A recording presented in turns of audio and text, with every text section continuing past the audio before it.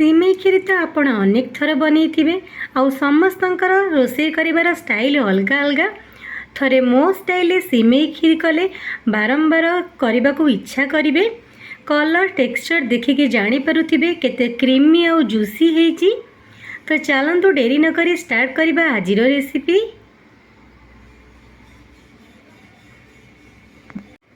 सिमेई खीरी बनवाई मुझे सिमेई नहीं देखिए जानीपे एटा रोस्टेड सिमेई। एबे तो मार्केट रे पैकेट रे रोस्टेड सिमेई आसूची। चीनी नहीं ड्राई फ्रूट रे काजू खिसमिस नहीं 4टी गुजराती नहीं एटी मिल्क मेड नहीं। मिल्क मेड तो सुपर मार्केट ग्रोसरी शॉप रे मिल जाए आराम से। क्षीर नहीं जो क्षीरटा कि फुटे की रखाई नहीं ता सहित आम गोटे पिंच लुण नेबा आउ घी। तो चलते एबे रेसिपीटी स्टार्ट करवा।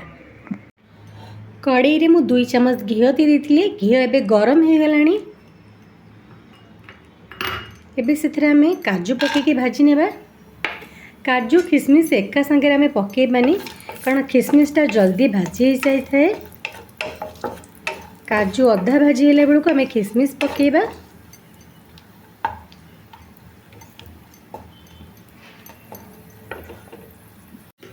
काजू आमर ये अधा भाजी हो गलानी। आमे एबे खिसमिस पकेबा।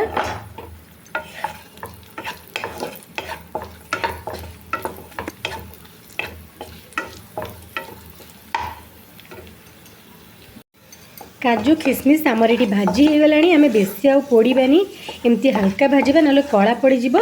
एबे मु गोटे प्लेट को काढ़ी नेबी। काजू खिसमिस काढ़ी नहीं देखिपे ये घी अच्छी। ये आमे गोटे चम्मच चीनी देबा। गैस रो फ्लेम को लो रखिकी चीनी के आमे कैरामलाइज करिबा।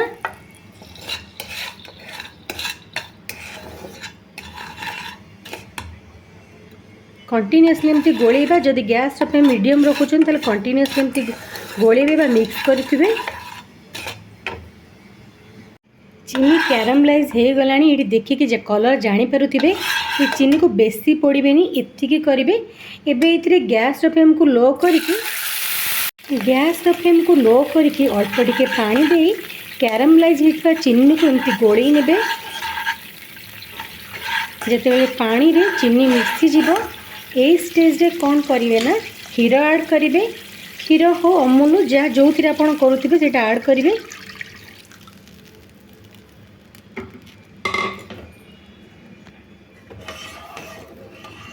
इटा फुटिले आहुरी कलर चेंज हो जिवो। पूरा भोजी रे खीरी जो कलर देखा जाए से टाइप रो कलर देखा जिवो।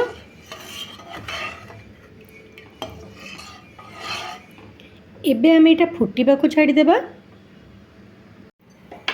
खीर फुटिलानी। एबे आमे सेथरे गोटे चम्मच मिल्क मेड देबा। खीर बहुत बहुलिया थिला फुटिकी से मु बेसी मिल्क मेड दौनी। गोटे चम्मच मिल्क मेड देके मुझे गोले देली। एबे हमें से सिमेई पकेबा। जमती कि कही एटा रोस्टेड सिमेई। सिमेई पकई देछि। एबे से हमें गोटे पिंच लुण पकेबा मीठा बालांस करबा पई। चीनी एबे पकेबानी। सिमेई अधा सिझी साइला पर हमें चीनी ऐड करबा।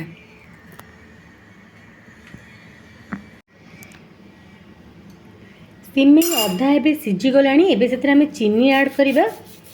चीनी आपण को मीठा अनुसार आपण ऐड करिवे कम बहुत। तब एथरे आमे ड्राई फ्रूट पकई देबा। पकई की गोळी सरला परे सिमेई सिझिबा पई आमे छाड़ी देबा। सिमेई कला बेले ए साइड रे जो लगी थाए आपको मझे मझे मिसई दौथे। सिमेई खीरटा बहुत क्रीमी लगे खाइबा को।